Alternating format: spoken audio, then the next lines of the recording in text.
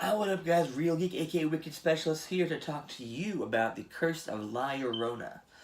Alright, just saw the latest movie in the Conjuring universe, and I will admit I've actually never seen a single movie in the Conjuring universe thus far. That may change, though, in the near future. The trailer for the new Annabelle looks amazing, and I'm kind of intrigued now, I will admit. So I'm probably going to go back and watch the other Conjuring movies and the Annabelle movies sometime in the near future, and I'll talk about those when I see them. But this movie, though, um, if you like jump scares, you're in for a treat, because that's what this movie is. It's mostly based on jump scares, really. Jump scares, and then occasionally you get somebody getting dragged down a hallway really quickly, or thrown up against a wall, or thrown down some stairs. Mostly those two things that go on in this movie. But yes, it is set in the Conjuring universe. It's actually set in the 70s. I was wondering about that when the trailer, and one of the principal parts they showed in the trailer is basically reenacting the T-Rex scene from Jurassic Park, but instead of a giant dinosaur, it is a Mexican ghost lady who is coming to try to get inside the car to take the children. And so that part in the trailer, that part was cool, but I was wondering why the roll-up windows. Like, we don't have those anymore. But the movie lets you know early on that it's set in the 70s, and then they tie it into the Conjuring universe. I don't think it's much of a spoiler to let you know that it is in the Conjuring. You saw the one guy in the trailer from the Annabelle movie, and they basically treat I'm drawing a blank on the name of the investigators, the Warrens.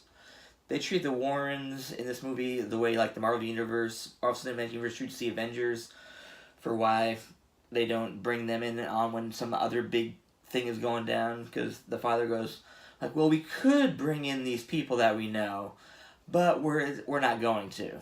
So here's this other guy, and the other guy they bring in, I'm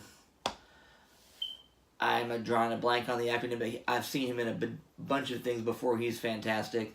And this guy who plays the ex-priest turned faith healer, he makes the movie for me. Like, I am glad I stuck around, because once he comes in on board, and then they start setting up the trap to lay out the trap to try to capture La Llorona and destroy her.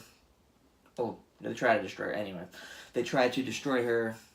Once he comes on board, like, the movie kind of takes a different turn, and it actually gets kind of fun. Like, he has these one-liners that are just, like, fantastic. I mean, they're cheesy as all hell.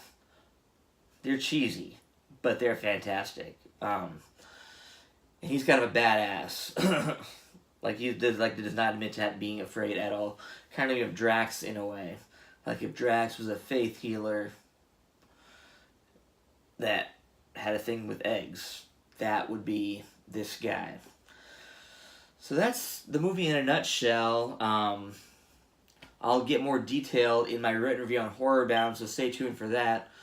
But yeah, if you like jump scares, it's right up your alley. If you're not a fan of jump scares, if you think that's like the one, it's just going to get overused. And I will also say the monster La Llorona, she's not scary at all. Like, they try to make her scary, and some of the jump scares are more scarier than others because they had just like the screams really loud, and like they had this like the weird strobe lighty thing going on in some of them, like the early ones. But like when you see her up close, like, she's like Emperor Palpatine in a wedding dress with black blood dripping down her eyes. Black blood dripping down her eyes, looking like Ronan the Accuser. Like Emperor Palpatine with that black stuff that Ronan the Accuser from Guardians of the Galaxy had. Put those together in a wedding dress, and that's what you get with the monster in the Curse of La Llorona.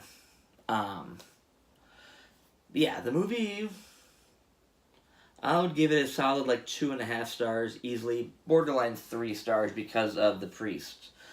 well, the faith healer guy. He made the movie for me. Like, I'm glad I stuck around the movie to see that guy, because that made the movie fun. But yeah, that's my take on Curse of La Llorona. Not a lot of strong horror movies coming out this year so far. I'm trying to think. There's something. They've got the Animal movie coming out later this year, later this summer. That should be hopefully good. But yeah, that's my take on the Curse of La Llorona. Has not been a great year for horror so far. Have you guys thought about the horror movies that have come out this year so far? What did you think? Let's have some talk horror here. And stay tuned for the full review written on Horrorbound. Should be coming within the next week or so. Stay tuned for that, for the actual full detailed thoughts once I have time to sit and process my thoughts on this movie more. And until next time, guys, stay geeky. Peace.